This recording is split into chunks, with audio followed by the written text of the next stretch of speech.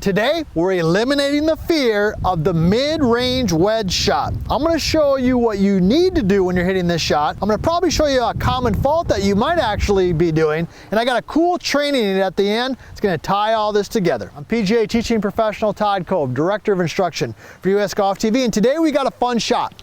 It's about a 50-yard to 70-yard shot.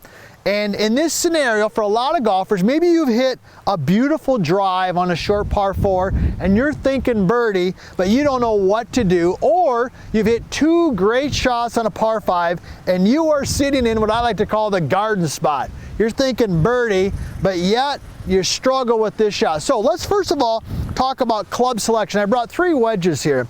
I've got a pitching wedge, I've got my 54, and I've got my 58. Now, the first thing that I think a lot of golfers are doing when you struggle with this type of shot is you're using your most lofted club and you're just trying to rip it.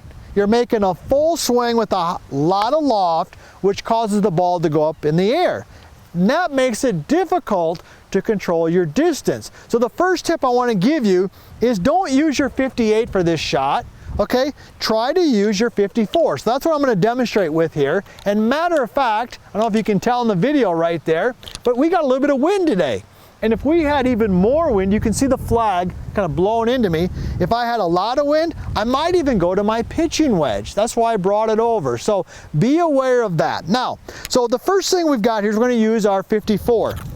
Now that we've got the club selection dialed in, let's talk a little bit about the setup, and then we're going to talk about the actual motion. So in the setup, what I want you to feel is I want that ball to be basically in the center of the stance to maybe slightly back, right? So if this is the center of my stance right here, see that? Feet together. You know this if you've watched any of our videos here at US Golf TV. Hopefully you're a subscriber. We know that we start with the ball in the middle of the feet, and on this shot we're going to go equal distance towards the target, equal distance away from the target, so that the ball is basically positioned in the center of the stance. And I'm going to give it a little bit of forward shaft lean, and the last thing I'm going to do is I'm going to keep my weight a little bit on the front foot to start. So you know that we like the 60-40 split, right? But on a wedge, I want you to go 70 front, 30 back. Let's just hit a shot, all right? Let me hit a shot and let's dive into the actual motion. So I got the right club for this particular shot. I'm gonna get the ball in the right spot, which is the middle. I'm gonna give it a little bit of forward shaft lean. I'm gonna get a little bit more weight on my lead foot, and I'm going to keep that weight there in the backswing. Here we go. Oh yeah. Okay, I'll take that. That was pretty good right out of the chute. You can see the trajectory. See that? A lot of you ask out there, and I love hearing from you. It's my favorite thing to do in the morning. Let you in on a little inside scoop here. My favorite thing to do in the morning, get up, head down to the place, get a cup of coffee, and I just look at the comments and I respond to the comments. But my favorite thing is to understand where you're from and how old you are and what you want us to talk about. So we get people from all over the world. England, Iceland, New Zealand, of course the US, Canada, Mexico, Argentina. The other day we had somebody from Africa. So we love hearing that, and let us know what you want us to talk about. But hopefully you could see where the ball flight was down a little bit. By getting the ball back of center slightly, by keeping that weight a little forward with a tiny bit of forward shaft lean, and here's the key, by using a little less lofted club, I'm able to control that trajectory. If you or I had hit that shot with a 58, the swing would have been longer and the ball would have went straight up in the air. So that's the first thing. So that's a little bit about setup and club position, okay? All right, so let's talk a little bit about the motion now. So first thing I'm gonna do here is I'm gonna pull up this the stacker right here. This is something that the team developed. I'm really proud of this. I like the colors. So we got the blue and the red, and it just slides right on here, super easy, slides up the forearm here and here. And I'm gonna use this today to demonstrate how the motion works, but also what is the most common fault that I see when people are swinging the golf club. So just slide it up there, I got the blue on the trail, the red on the lead arm. All right, so when making this motion, it's really a finesse move. It's not a power move like a driver. It's a finesse move. So you want the arms, right here, right? I want the arms working in unison with the body. So let me just go ahead and hit a shot here. Let me get a ball placed up here. All right, I know the setup. I know where I need to be. I'm gonna put the stacker, it just fits together like that, super easy. So what you'll notice is it joins my arms together, but it connects me, my arms, my body together. So let me just go ahead and hit a shot. You can see how simple this is. Here we go. I caught that one that's maybe a little hot. Yeah, not too bad, okay?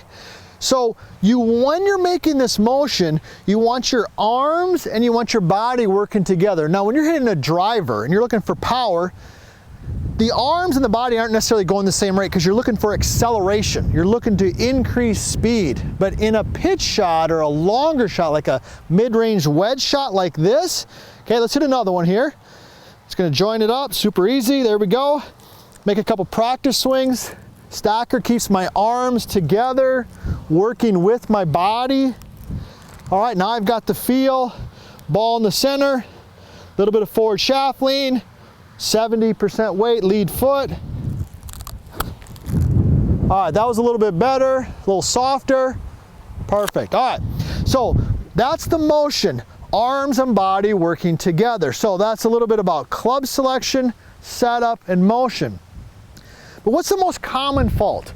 What's the most common fault that could be causing you to struggle with this shot? Well, first of all, if you're struggling with this shot, put it in the comments. What are you seeing? Are you chunking it? Are you hitting it thin? Sculling it, shanking it? What does it look like? Okay? But here's typically what I see, is I see when the golfer swings the club back, put the stacker together, super easy, all right? When they swing the club back, they tend to rotate their forearms too much. See that? Notice how the red stacker gets on top. And when the red stacker gets on top and the blue stacker goes underneath, the club goes inside. Now when you do that, the club gets back and behind us. We talk a lot about this in our vertical line swing system, all right? And in our book, The Bad Lie, that when the club comes too far inside, the bottom of the swing works backwards, okay? And you know what happens? You expose that nasty spot right there, right?